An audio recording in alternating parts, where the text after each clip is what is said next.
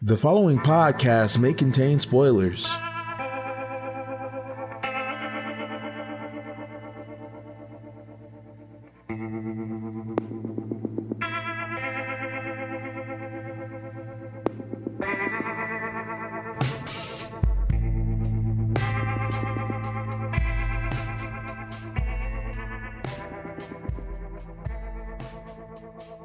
Hey everybody, we're back again.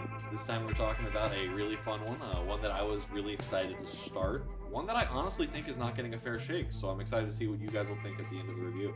We are the Treading the Path of Heaven podcast. My name is Jonathan Kinney, joined by my co-hosts. I'm Bill. I'm Rich. I am Seth.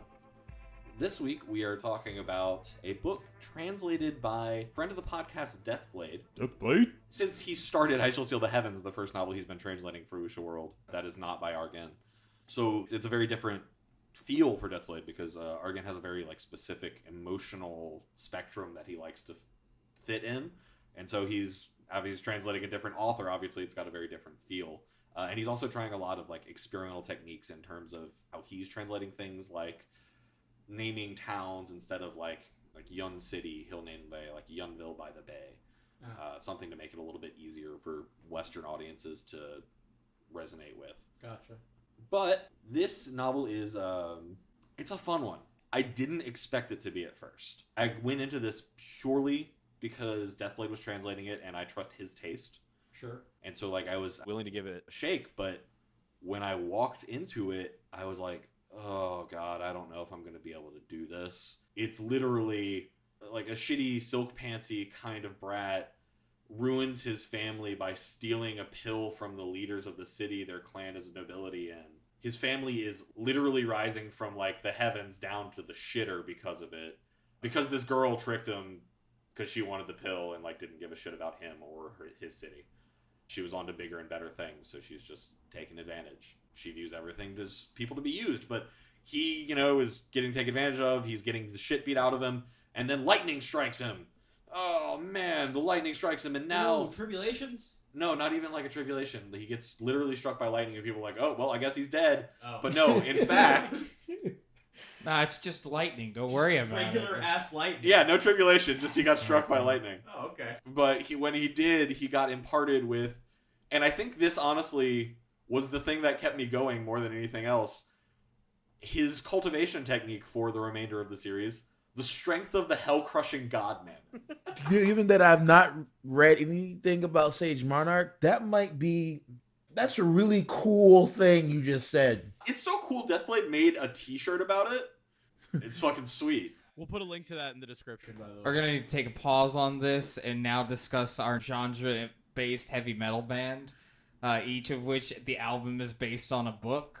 The Hell-Crushing God Mammoth being the theme of Sage Monarch, because that is heavy metal incarnate. I don't know what ability is more metal sounding, the stuff from Dolu Dalu or this. That's its own album, dude. I'm very into this, but I would need to know what's our band called. We'll figure it out as we go. I mean, Ride it could the always be tiger. Violent Fist Squadron Tata Kaiser. I don't know. We'll go for, but All right, sorry, had to get that out. Back to the Monarch of Sages. it is such a cool sounding name, and it is a very cool technique. Immediately when he awakens it, he gets, I think it's 108 million mammoth particles inside of him that are all asleep, and he wakes one. Mammoth chlorians. This one that he awakens allows him to jump 2 ranks of combat and beat the shit out of this person that was easily trashing him before. It's cool, and that is such a cool technique, but at the same time, this is the stereotypical genre setup. Okay. I've read this 6 times at the beginning of a story. Yeah. Where it's just a shitty kid. A thing happens and now he's cool. Now he will rise to the top.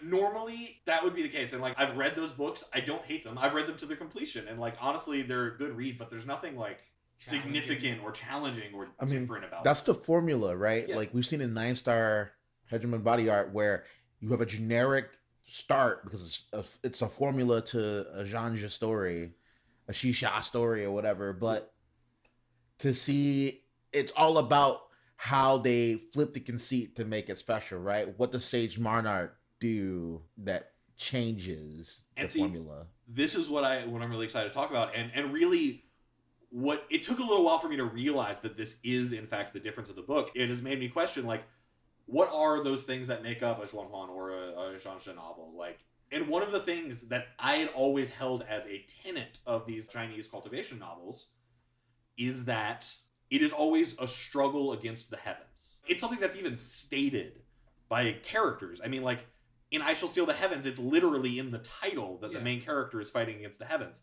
In Coiling Dragon, he frequently quotes how that, like, cultivation is trying to fight the natural order of the way life is supposed to run. Like, humans are this strong. Cultivating changes that. And so when you do that, the heavens are going to respond. For sure. Why wouldn't they? And it's something you see in almost every Chinese novel. There's always this sense of the heavens trying to punish someone for getting stronger. Especially the MC. So the MC gets punished the hardest. And typically, that is the thing, that even over and above what normal people would receive, they receive a higher punishment because they're, higher talent or a better grade of person, basically. So therefore, they're deserving of a harder, more harsh punishment could actually do something to them. It's the only way they could be, And of course, in most novels, the typical thing that happens is that this lightning tempers them. It makes them stronger. It builds their base and justifies them having an extremely strong physical body later in the thing, which I'm not going to say doesn't happen in Sage Monarch. But here's the difference in Sage Monarch. When he is imparted with the strength of the hell-crushing god mammoth, a thing is implanted in his head called the God Legion Seal. And the God Legion Seal is this little golden imp. And, like, as he cultivates and gets stronger, he learns more and more about this imp. And he learns that this golden imp is a seal, a power that's been granted from the Legion of Gods. And, like, as you get higher and stronger, that becomes more and more significant as you learn what that term actually implies. But when they're talking about the Legion of Gods and the one true sovereign Lord and all those things, they're talking about almost in, like, a Christian biblical sense, like a one omniscient, omnipresent being that all things must submit to by natural order. This universe has it's a monotheistic, like, it's not base god, but like, there's a god so there's an omni-god, so domineering that all other gods lay down before him. The universe, that it's the natural order of things, and it is super. It is at this point that I realized at some point that this is the story of the person who is backed by the Tao of the heavens. The Tao he practices is literally the Tao of the heavens. So when he's trying to make breakthroughs, what he struggles against is trying to have a world that is stable enough to allow him to break through. The world isn't strong enough to quantify and create the tribulation that can break him through to the next level. That's his struggle that he's fighting with right now. Wow. He can't be challenged enough. The world he's in isn't strong enough. Tell me about If it was, it would break everything. So is he just traveling world to world trying to find a place stable enough for him to... He has at this point in the story, so to speak, but I'm not going to go into that because that's much later on in what's actually happened in the plot. It's such a fun series because it's like finally we don't have someone who is like trying to hide from the heavenly Taos, who is trying to steal from it. No, the heavens want him to succeed. The heavens are actively helping him. When tribulation comes down, it couldn't hurt him because it's from the heavenly Tao, and he conforms with the heavenly Tao. So it's just like a Faraday cage kind of guy. When he goes to fight demons, he has the ability to literally summon fiend devils from hell and just use them to, like, power things. One of his major things that he builds is called the Hellfire Crucible. That's just literally, like, in his inner space and can refine basically anything. Evil demonic power can be refined into the power of righteousness in the heavens. That is what the purposes of the god mammoths were. They were created by the Legion of Gods to conquer fiend devils. So, like, anything that's evil is, like, weak against him because he'll just, like, show up and be like, I am from the Legion of Gods, and they're like, oh god, holy power. Like, it's literally like D&D, weakness to radiant damage. Oh, man. He literally was given dominion over everything he would have an issue with. This Jesus elephant. It's great. But that's not to say this person does not struggle. Because what he is struggling against is the MCs of every other Chinese cultivation story who all think they're the people that are going to steal luck from the heavens and defeat the heavenly Daos. And then they come up against him and he's like, no, I'm the way things are supposed to be. Oh my god. So he's like the heavens have an immune system. And it's like, we're going to use this guy to purge all these dudes robbing us of our karmic luck. It's literally the opposite of 9-star Hegemon body art. That's insane. Jesus Christ. It is the anti 9-star. It's the anti Longchin. That's crazy. Go listen to that episode if you haven't. Just, you know. You should, because you deserve. That book is so good. Everyone should read that book. You deserve it. But this book quickly... it probably took me maybe 100 to 150 chapters to really... Like, I was just kind of reading it because I wanted something to read and I had started. At a certain point, I started going from, this is a generic book, to, this is something special and I really like what's going on here. A bit of a slow burn. Yeah, it is. I kind of had that overgeared feeling where it's like, I didn't know what it was trying to do at first. But then once I figured out what it was trying to do, I started to get really into it. I'm kind of curious. What does the novel update say about this novel? Because I like a slow burn book is kind of got a little shook about that. The ratings are very almost. I'm not gonna say tied, but it's very like it has a 3.3 out of 5. It's mixed out of like 300 votes. So like, it must be people who read the first 150 and then the people who made it past that. I legitimately think it is, because like I understand where the poor ratings from this volume come, especially from people that have read a significant amount in this genre. It seems incredibly generic at the beginning. Well, I feel like the synopsis would have a lot to do with that. Like, what's the synopsis say, Bill? it just pours over the beginning parts. He's hitting every key part. You know, he's from a wealthy town. He fell in love, stole a pill. Girl betrayed him. Dantian was crippled, left to die, but he was struck by lightning. As a second chance, he gains more power as he sought revenge and also find about his missing mother. Like, you would hit Juan Bingo. 4 of those could be Messed free up spaces Dantian. on Juan Bingo. That Rich entire City. description is a blackout. Yeah. Oh my god, it is generic. The beginning is so people generic. would look at it and go like, "Oh, this is This is trash. This person's just trying to cash in." And, like, I get that. I understand where that comes from, because it is. Here's a blurb from Wakashi. 2 stars. When I saw that it was Deathblade's work, I thought it would be novel at least close to I Shall Seal the Heavens. Sigh. I was very wrong. This novel is as cliche as possible with touches of irrationality. Oh man. You know, it would be very interesting if for all of these reviews you would also have to leave what's the last chapter that you read, so that would people be could have a better like idea of, you know, I your mean, mindset. I mean, I can't be upset with someone taking a pause at 150 chapters, mainly because you would think at some. Well, honestly, how long are the chapters? I would say probably like 2/3 of like a normal Chinese cultivation novel chapter on an average.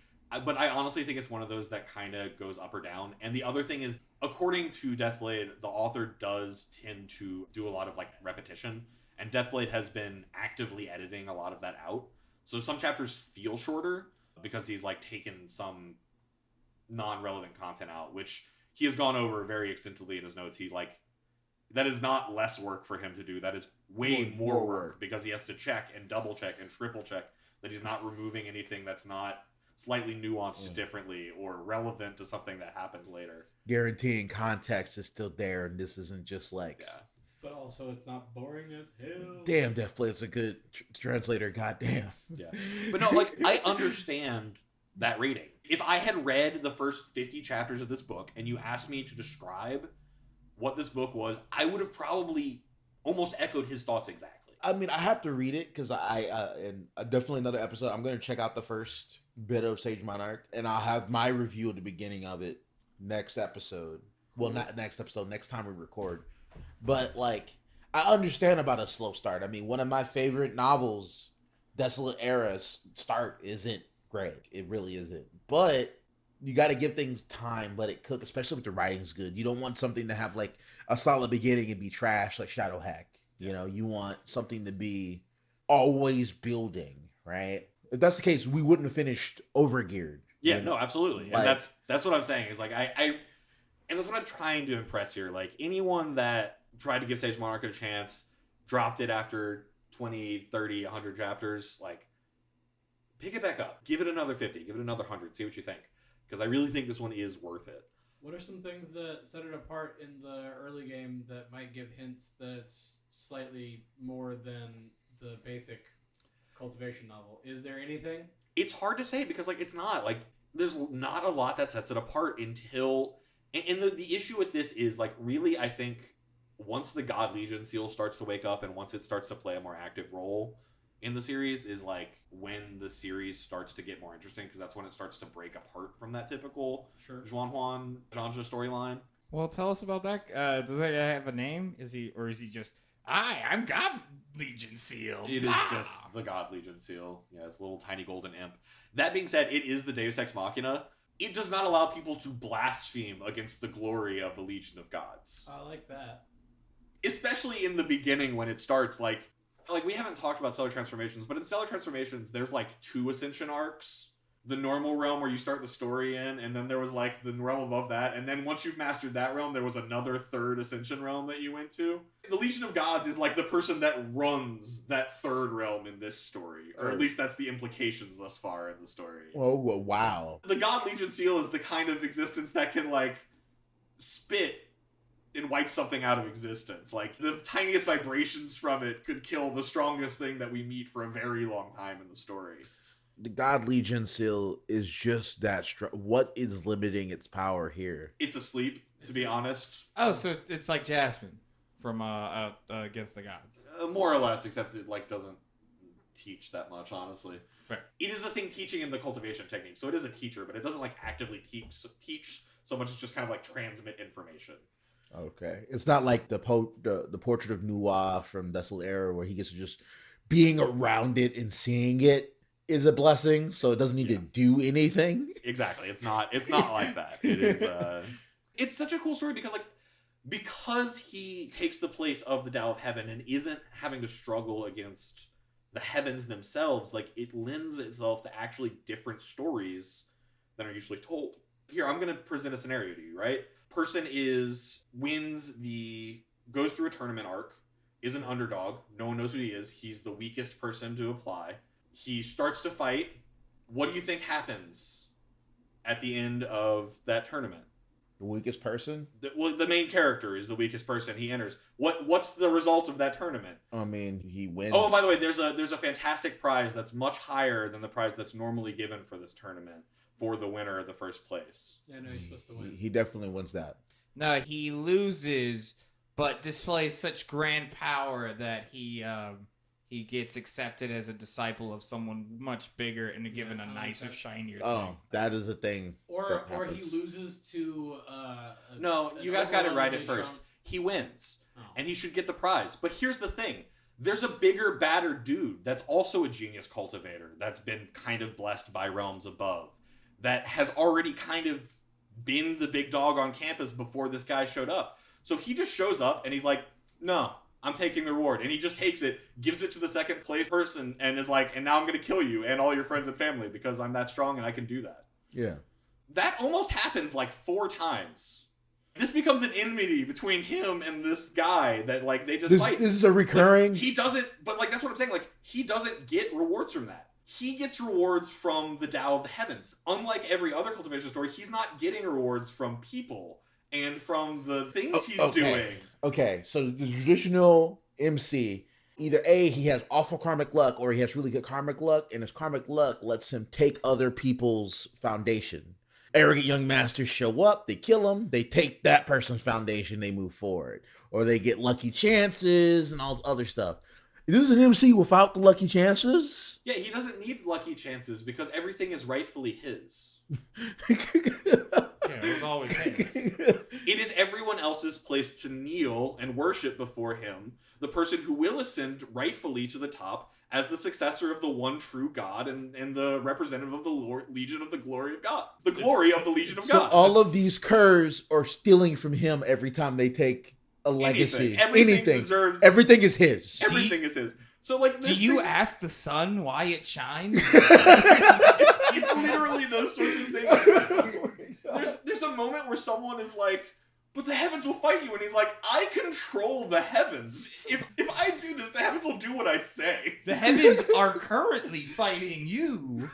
Is he actively that? Does he like have knowledge that he's that blessed? Absolutely. He is super aware of this from pretty early on in the story, and like that difference is what creates a different story. Because like the point of this story was to create a generic genre starting point. It was important because that starting point is what creates the very obvious foil for the subtle differences between the way this story takes and a typical novel takes. And you're going to see a lot of those same tropes. They gotta sucker you in first. Yeah. But they almost always get resolved differently because the conflicts, again, are not coming from the heavens trying to stop this person. They're coming from men trying to stop him and trying to rob the Legion of Gods. Men having the audacity to rebel against the will of heaven. Seize the luck of heaven.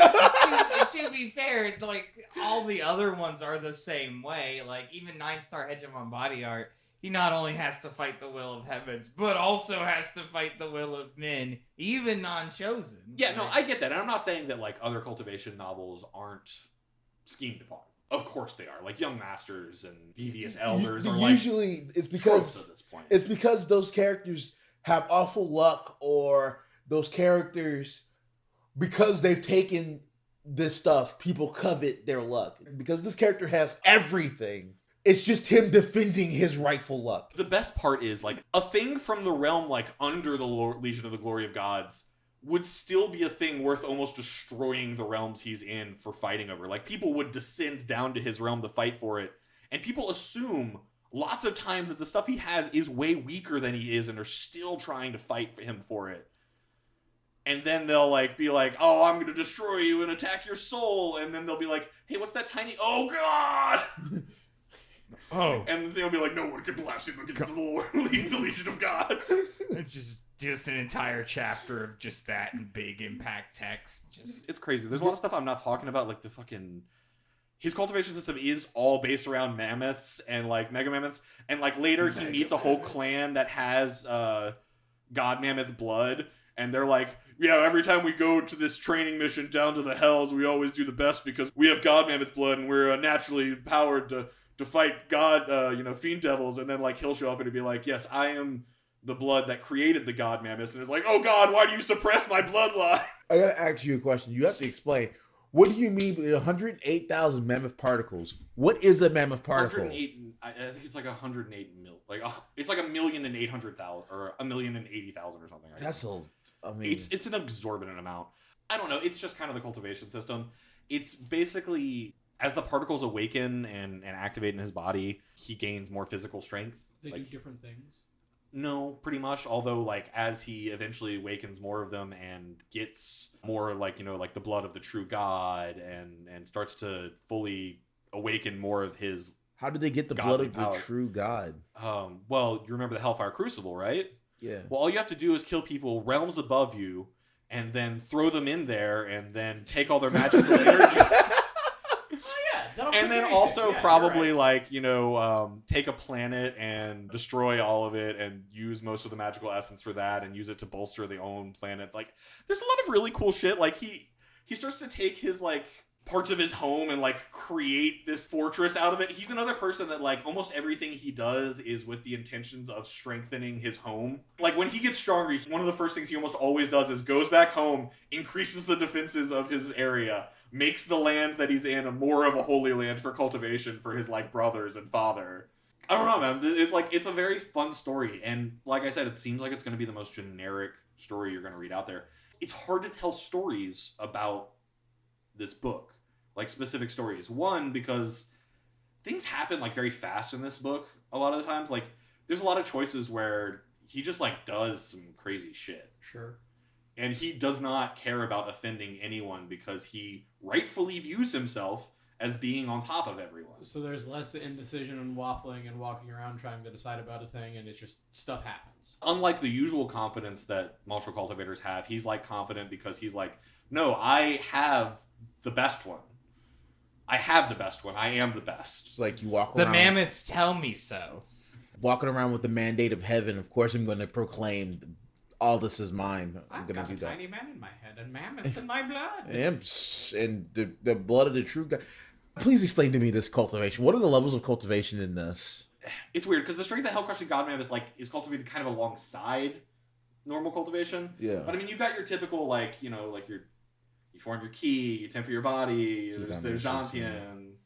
After that, you go up to sea expansion, where you can create a sea of ki outside of your body that you can just use to endlessly power your attacks, or draw it within you to like create like a hyper powerful state. But then you can't use your sea for a while. Yeah. Above that is the Demi Immortal, and then above that is the Demolisher. There's the life seizing level, which was somewhere in there. That's kind of like the prepping your body to become a Jantian. Mm-hmm. You literally have to steal life from heaven, so it's one of the first phases where you like really gain a lot of longevity. As you get to that point, you start to realize that like in primal times, that was where you actually were a cultivator. Pretty much everyone did everything up to that. Yeah. Once you got to a life seizer, you were like the basic bitch. That was the beginning of actual cultivation treasury. And the only people that got above that got to the Jantian realm, those were the actual energy warriors. Whatever. So everything, so like key condensation foundation, key condensation, all this other stuff. Well, I mean, of course, this is the start, but then there's the sea expansion. Is Hoshin? That's crazy. Hoshin's before. I don't know. I just realized that I'm mixing up nicer Hegemon body art in this series. There's the key condensation, and then there is the physical one, and then there's life seizing, where you gain longevity from the heavens. Above that is the Great Sage level, which is like very similar to like Saints from Coiling Dragon. It was like the strongest thing that people were really aware of when the story started. That makes sense, because I was a little thrown off, because it was like, man, sea expansion while in Hoshin, man, Hoshin humans are strong. Yeah, but no. It had to be back then, yo. It fought like dinosaurs and shit. I don't know. Yeah, watching Primal shit. But yeah, no, like then above that is the Great Sage, is the sea expansion realm, and then there's the fucking it's a bunch of cool shit. Again, I might be mixing up 9-star Hegemon body art, but Great Sage above Great Sage might be Demi Immortal. Yeah, I think I'm just adding 9-star Hegemon body arts into this. I mean, I like 9-star Hegemon body arts. I like this cultivation system. I told everyone from the beginning that book was going to ruin all other Chinese novels for me, and it's somewhat true. But again, this one is different than that one. Almost diametrically opposed. Yeah, maybe we can see how some ways it's different in Genre Savvy. Play the theme song. There's not a theme song. Let's see. I got some tags here. We've talked about, it says clan building and kingdom building. He said he keeps beefing up his home front. What's that like? Yeah, no, like it goes at like every step of the way. So like at the beginning, he's like, "Oh, I have now taken over this town. Now my clan is powerful because they have all the resources of this town." And then it's like, "Oh, I'm this strong and I'm a member of this college. So now we have the backing of this college. And now no one in this surrounding area will deal with this. So now our kingdom has conquered a few surrounding cities, arised as a kingdom instead. And now we've got all the resources of that. So now my brothers and father is in an even better position." How does a man with basically the mandate of heaven conquer? Did you show up and be like, "This is mine now," or Usually by like having the biggest stick, so to speak. And he does have a nice stick. He uses basically two things. One, like actual direct physical attacks. Like he has this one attack called the Hand of the One God that is like an attack, but also kind of a mystical, profound, magical art. So like you can attack it and it can bring life into creation. But you can use it and it can also destroy things or seal things or just deliver a strong attack. It's kind of bullshit God heaven powers. So it's like the Star Seizing Hand, but like way Star better. Seizing Hand was like literally reaching out and crushing stars with your hands. This one is, I bring life into existence. Yeah. No, there's destroy life. Some of my favorite scenes are like when they'll show him fighting like, "Oh, a 6th level bladed demon. Oh man, this thing by itself could create chaos in the world and cause tons of people to have to band together to even have a chance at defeating it." And then like he'll summon like thousands of them and just like be pouring him into his crucible to gain power to do something. Not even like a significant thing, like powering an attack. But the other thing he uses is the Infernal Deity Spear. Ooh. Which is just a spear that is like designed to defeat demons. Oh, I will mention this is actually a pretty fun part because this art is literally designed to take the power of hell and use it to dominate hell. And like turn it into righteous power to dominate hell. It has a lot of like ties to demonic stuff. So when he's starting as a cultivator, a lot of his arts show up as like demonic wings or like a demonic spear. And it actually kind of gets him branded as like evil in a lot of the beginning parts, which is why he suffers a lot of that attacks of man as they like proclaim that they're fighting heavens, which is like the funniest thing because they're literally like proclaiming the glory of heavens to this person who is the literal representation of the glory of heavens. It's a good time. We have more tags and genres, Abby? Oh boy, do we. But yeah, that's the boy, kingdom do building. Like, we. it's every step of the way he does that. Along the same veins as the hell-crushing god mammoth, I see Beast and Mythical Beast. Are they like really cool, neat, creepy, crawly dudes out there? There are. A lot of the beginning stuff has to do with just fighting people. Like magical beasts very much have that like low intelligence. They get harvested for cores kind of function in the story until later. But once there's a little bit of a kind of a minor ascension arc in the story, we start to meet people that have like bestial bloodlines that have humanoid forms, much like you see in the Infernal arc in Coiling Dragon, where like once they've gotten to a certain power, they can kind of take a humanoid form. Yeah, that's really the way to say it. Would that ever bring up racism? That's a nice little tag there. I'd say so. Like, it's hard to say that it's racist in the sense that like we understand racism because it's not like a white dude telling a black dude go fuck yourself or whatever. It's not racism as we think about it. It's racism almost literally of like, hey, we're a mammoth people and we hate the shark people. Or like we're from this city and we're racist against people, like bigoted against people from that city or that continent. More so than like the racism that we think of it here in the western side of the world here. I guess we could round this out with, I see Tao comprehension and enlightenment. Is there like any really cool like cultivation moments where it's just like, oh, that's neat. I understand everything. Example, Murder Ocean. You just, why is it always the example? Because it's basically the coolest thing that's ever happened. Thank you, Argan. He spent 100 years as a purple murder ocean. Like, what do you want? And then he was just like, oh wait, I'm a dude, I forgot. Let me fix Now I'm gonna that. be a dude again and not a purple murder ocean. You know, you can switch. Go read I Shall Seal the Heavens. I would say there are cool cultivation moments, but it's not things like that. It's much more things like the understanding of the profound mysteries of velocity in the things where like a breakthrough will like lead to a certain surge in power that'll help him win a fight. Some more Coiling Dragon-esque. Yeah, but at the same time, like we're still very much in that like period where like every moment is precious. Like in terms of the story, he's still young.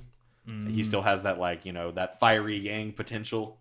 Full of talent. Yeah, exactly. He hasn't reached that like elder part yet. I think I'm just gonna do that when I see children. I was like, oh, look at you. Full of talent. Haven't extended all of your vital essence. I won't go that far. That might get me arrested. Yeah, no. That might be way more information than a child is ready for. Are we on to business? Is there I much think more to we talk are. about? Like, I mean, there's a lot to say about this book, but like the thing is, it's a book that's very hard to talk about because like as I've said before, there's a lot of generic elements in it. The part about it and what's exciting about it is that as the story progresses, those generic elements aren't resolved in the ways that they are always resolved in these stories. So like it takes these generic elements and slowly starts to subvert them more and more as he diverges from the typical Juan Zhansha hero. So there are very few more interesting stories to tell, is what you're getting at, No, without they're like- spoiling. there aren't. Like No. how it does the thing. Yeah, exactly. I feel like telling stories to the degree you would have to really make them interesting and set them apart from the generic stories would be telling the entire story in detail. And like Sure. I feel that would really rob you if you are interested in reading this story. So Okay. I would well recommend then, it. If you've set this one down, give it a chance. If you haven't picked it up, put some time in. if you're that guy who gave it a 3-star review or whatever, just like push through a little bit further. I mean, if you read 200 chapters and you still hated it, I mean, like, whatever. Maybe Yeah, this it's book's just just not for you. I am genuinely and sincerely enjoying this, and a lot more than I thought I was going to when we started. I do want to correct an oversight on my part. I never mentioned the author. The name is, I have a couple of entries here, Divine Dreamwalker or Ecstatic Dream Machine, which this is just a I like beautiful Ecstatic Dream Machine. I've always seen it referred to as Divine Dreamwalker, but EDM at its finest, Ecstatic Dream Machine. Well, Divine Dreamwalker is DDR, so that's good too. DDW. I mean, I guess if you're taking the last letter. Yeah, sure. So I guess we're moving on to business. Yeah, on to business. Hopefully I'll get all this right. So, we've got a couple things. We've got a review. It's been a minute since we've had a review. yeah, there's a new one. It was real nice. Let's see. This is from someone in Canada. It says, "Hey all, just want to give a shout out to all of you for the fabulous work you're doing, spreading the love and joy of light novels. I remember I started reading the light novels after reading 5 chapters of the Tales and Demons and Gods manga. Unable to wait, I searched for more and discovered the world of light novels, Young Masters Get Embodied, and the F5 Sect. After reading a dozen or so novels, it feels gratifying to hear others sharing the same love as I felt reading them. Continue to do this amazing work, and let's work towards spreading these amazing hidden treasures." From Sword Noob 001. No, just 1001. Oh, thank you so much. That's so kind, Sword Noob 01. I hope that's a Jomchi reference. I never thought we'd get a review from a Jamchi. I'm so proud. Thank you, Jomchi. That's awesome. We will do our best. We love trying to help people find new books that they might be excited about, and maybe sometimes give books a second chance. Now it's time to say some names. Yep. Thank you so much to our two patrons whose high-level names patrons, we say. Yeah. on our that support us. Yuki Okami and James. James. Also, I didn't say Yuki Okami, so now I have. If you are interested in the kind of stuff that could happen if you are a patron of ours, the last episode that we did at 2 hours about Dolu Dalu, I know we said it a bunch during that, but that was specifically at Yuki Okami's behest. He turned in his merit points to the sect and decreed that the episode would be. Yep. So that's the kind of pull you get if you are a patron. Now that is a high level patron, but also we release our episodes a week early. This episode is going to be available a week before you heard it, probably. Yeah, and you'll get that at the lowest possible. Yes, like it's tier. $2. It's. So what did he do? Did he bring in like a dragon fang, like some bones? I mean, yeah, he was able to, on his journeys out in the wilderness, he was able to bring back a great deal of resources. Give me some hell mammoth particles, please. Yeah, we got some good mats out of it. Give me like 2 of those, it might fix my knee problem. It'd be great. Yeah, no. I think maybe one. Would fix your knee problem. Half a particle. I'll take 2, please. Let me get 2 though. Also, we have a YouTube channel that we are putting stuff on. Like, it's mostly our podcast, but there might be other stuff there soon. Who knows? We also have a Twitter that you can follow us on as Tiger Rollercoaster. We also have an email address that you can send whatever kind of stuff you want. And a Discord that is active and growing more active with every episode. Yeah, man. That's cool. Email is tiger.rollercoaster@gmail.com, and link to the Discord is in the description. Please come join us. We have fun in there. Otherwise, what didn't we get to talk about? I know this is going to be a weird one for this. A lot. We didn't get to talk about Great Emperor Yama. We didn't get to talk about the fucking chancellor of the Demi-Immortal Institute. What a fucking prick. I like a good guy to hate. I could imagine the chancellor of the Demi-Immortal Institute's a fucking asshole. We didn't get to I'd talk... be an asshole too if I was the chancellor of the Demi-Immortal Institute. I think I'd earned it. We didn't get to talk about the God Emperor Pagoda. We didn't get to talk about the time where he purified the piece of the Yor Wild's heart that resided in the center of his rich, lush continent. Man, that sounds Why does it sound like a dirty? That sounds very porny, yeah. Welcome to my rich, lush. Yeah, The deepest part of my rich, inside lush my girlfriend's rich, lush continent. Oh, God. All right. I think that'll have to fucking kill it for the evening. We didn't get to talk about the time where a dude was losing that was related to a person he was close to, and he was like, "Oh wait, you use demonic arts? Here, let me give you some enlightenment on how devils and heavens really work." And they instantly had a breakthrough and won their fight. Oh, good I stuff. guess it do be like that. Yeah, man. You don't think it'd be like it is? But it do. All right, yeah, guys. sorry I couldn't give more explicit stories. Like I said, I would like to, but I feel like it would be uniquely robbing you of an experience in this case. Yeah. Wait for the Knights. Yeah, wait for the Knights. We might do a Knights on this one. Pretty much everyone that I have talked to that has actually stuck out through that beginning part has actually really enjoyed this novel.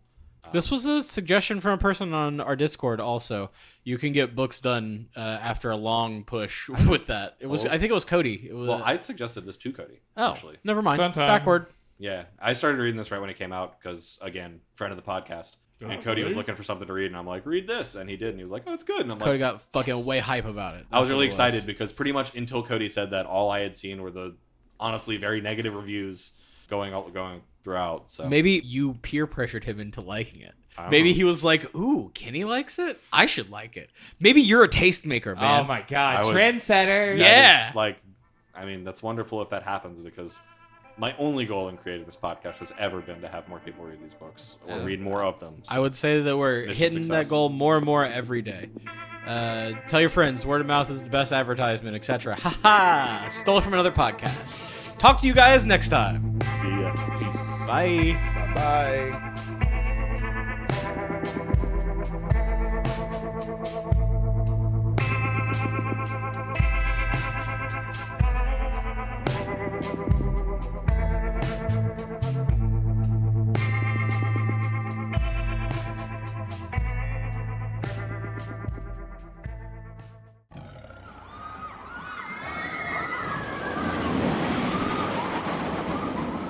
Tiger Rollercoaster Productions. Tigers are scary. You try to get off.